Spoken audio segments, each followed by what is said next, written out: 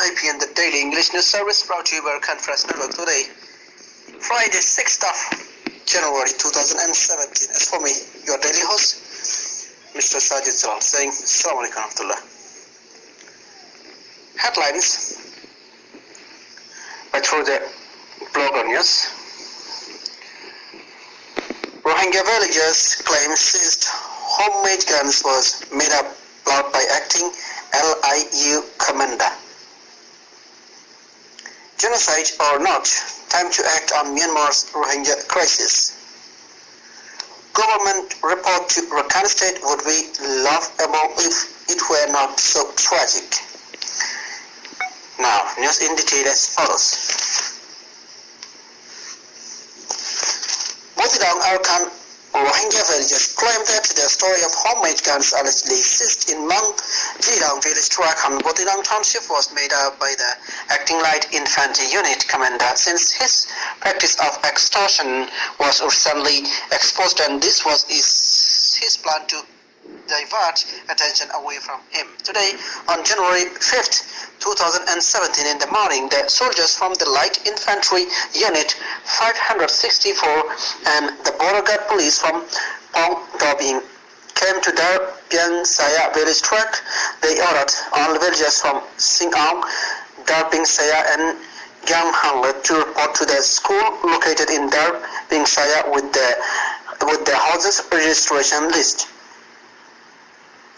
They then interrogated the villagers who went to the school and detained 8 families, including the elderly women and children. They also detained former village administrator Shuna Mia, son of Abu Qasim, and Shuna's 2 sons from the village and held them in the school. In addition, they detained any villager who had the name Shuna Mia. Apparently, there were at least 4 or 5 people with this same name.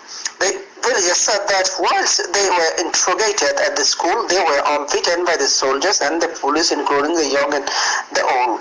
In the evening at 7 p.m., they released all who had been held at the school apart from the former village administrator Shunamia, who was arrested and taken with them. Villagers says that Shuna had close ties with the officials and was living peacefully in the village, so they do not know why he was arrested.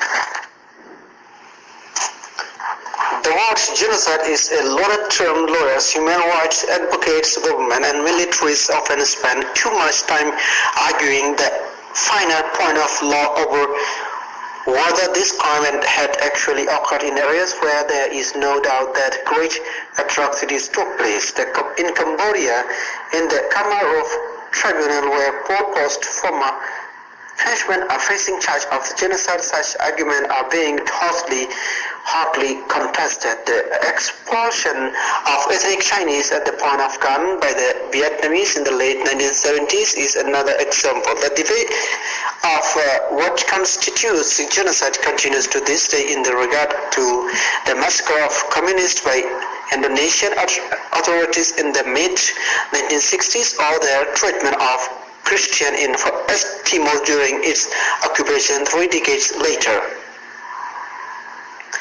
Even harder to prove is in the Philippines, where President Rodrigo Duterte has been warned his rates committing a type of genocide after launching his war on drug dealer with arbitrary killing now responsible for more than 6,000 dead. Ambiguities also exist in Myanmar, where the military's persecution of the Muslim Rohingya population has been also labeled as a genocide by some.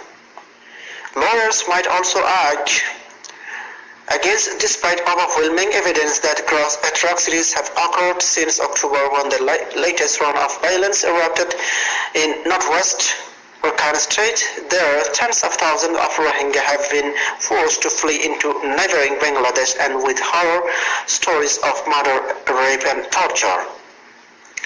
But determining exact casualties numbers is impossible, as journalists, human rights activists and independent observers have been banned from entering the troubled area by government led by the Nobel laureate Aung San Suu Kyi. Certainly hundreds, probably thousands have died in recent years, yet An interim report from a commission set up by the Myanmar government and led by former General Min Sui said there was not enough evidence to support widespread allegation of rape, nor did it mention claim that security forces had been killing people. In final conclusion will be released before the end of January. Human rights groups have slammed an interim report released by the Mangdo Region Investigation Commission this week that it denies claim of genocide, religious persecution and rape in Northern Arakan state and puts the blame for the violence there almost exclusively on Rohingya insurgents. Human Rights Watch SRW responded to the report calling it methodologically flawed and the classical example of pre-backed political conclusion. The commission drew criticism as soon as it was formed by the Office of State Councillor Aung San Suu Kyi. The commission is chaired by the Myanmar Vice President Min Sui, a former military general believed to have orchestrated the brutal crackdown on peaceful protesters in the 2007 Saffron Revolution. HRW said the Myanmar government is using the report to assert the situation is not so bad, designed to push back against the international community pressure.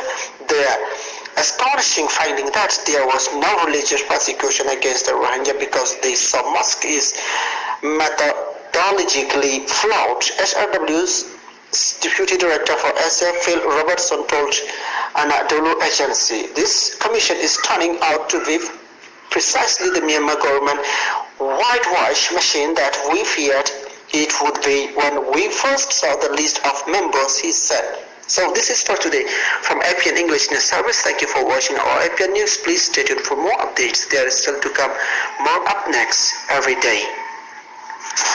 Please share and check us by through the Facebook, subscribe us by through the YouTube. Thank you again. Assalamu alaikum.